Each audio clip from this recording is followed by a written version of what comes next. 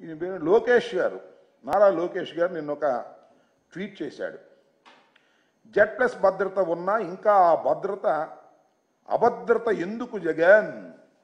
Z+ భద్రత ఉన్నా ఇంకా అభద్రత ఎందుకు జగన్? దాని ఏమంటే ఇప్పుడు జగన్కున్న భద్రత ఎంత అంటే Z+ భద్రత 58 మందితో సెక్యూరిటీ, 2 ఎస్కాట్ బృందాలు, 10 మంది సాయుధ గార్డులతో భద్రత, కాన్వాయ్లో 2 అత్యాధునిక ల్యాండ్ క్రూయిజులు, బుల్లెట్ ప్రూఫ్లు. చూడండి, ఆయన నిన్న ట్వీట్ చేశాడు. నేను అడుగుతా ఉన్నా, చంద్రబాబు నాయుడు గారు కుమారులు మీరు, మంత్రివర్గంలో సభ్యులు మీరు, ఎందుకని ఇన్ని పచ్చి అబద్ధాలు ఆడతారు? ఇది ధర్మమేనా? లోకేష్ గారు, మీకు ఇంకా బుర్ర వికసించినట్టుగా అనిపిస్తుంది. నిక్కర్లు వేసుకుని గోలీకాయలు ఆడుకునే పద్ధతుల్లో మీరు మాట్లాడుతున్నారు. ల్యాండ్ క్రూయిజులు ఉన్నాయా? చూపించాయా బాబు, నాకు తెలియకూడదు. లోకేష్ గారు, నారా లోకేష్ గారు, ఎడ్యుకేషన్ మినిస్టర్ గారు, జగన్మోహన్ రెడ్డి గారి కాన్వాయ్లో ల్యాండ్ క్రూయిజులు ఉన్నాయి అని మాట్లాడుతున్నాడు. ల్యాండ్ క్రూయిజులు ఉన్నాయంట. మాకు ఎక్కడ కనపడలేదు. నిన్న మొన్న తిరిగాం. ల్యాండ్ క్రూయిజులు ప్రభుత్వం సప్లై చేసిందా?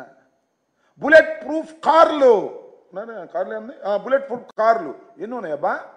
బుల్లెట్ ప్రూఫ్ కార్లు అంటే బహువచనం వాడావు కదా. ఒక్క బుల్లెట్ ప్రూఫ్ కారు ఇచ్చారు, అది కూడా లోపభూయిష్టమైనటువంటి కారు.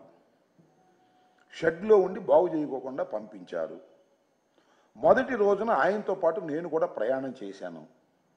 వినుకొండ వెళ్ళేటప్పుడు ఇక్కడ ఇంటి దగ్గర ఆ బుల్లెట్ ప్రూఫ్ కారు ఎక్కాం, సఫారీ. ఖచ్చితంగా టోల్ గేట్ యువతలే అనుకుంటా, అవతల గుర్తులేదు. వెళ్ళేటప్పటికి లోపల ఏసీ సరిగా రావడం లేదు, పైన వర్షం పడతా ఉంది, అద్దాలన్నిటికీ మంచు పట్టింది, దోవ కనపడటం లేదు, కుయ్ కుయ్యమని వెళ్తా ఉంది. వెళ్ళే పరిస్థితి లేదు. దిగి ప్రైవేటు వాహనంలో వెళ్ళవలసినటువంటి పరిస్థితి ఏర్పడింది. అక్కడ దాకా ఎందుకబ్బా? ఇవాళ కోర్టులు ఏమన్నారు? మీ న్యాయవాదే, ప్రభుత్వం తరపున న్యాయవాదే, ఏమండి ఆ కారు బాగోలేదు మాట నిజమేను, స్పేర్ పార్ట్స్కి ఆర్డర్ ఇచ్చాము, అవి వచ్చేదాకా కొత్త కారు పంపిస్తాం అన్నారు. ఏంది నారా లోకేష్ గారు, మీరు మాట్లాడే మాటలు, మీరు చేసే ట్వీట్లు, ఏం మాట్లాడారు మీరు? ఏం అంటున్నారు మీరు? ఇది బుల్లెట్ ప్రూఫ్ కార్లు అంట. ఎందుకండి ఇంత పచ్చి అసత్యాలను ప్రచారం చేసేటటువంటి ప్రయత్నం మీరు చేయటం చాలా దురదృష్టకరమని మనవి చేస్తున్నా. అలాగే ల్యాండ్ క్రూయిజులు అన్నారు. 10 మంది సాయుధ గార్డులతో భద్రత.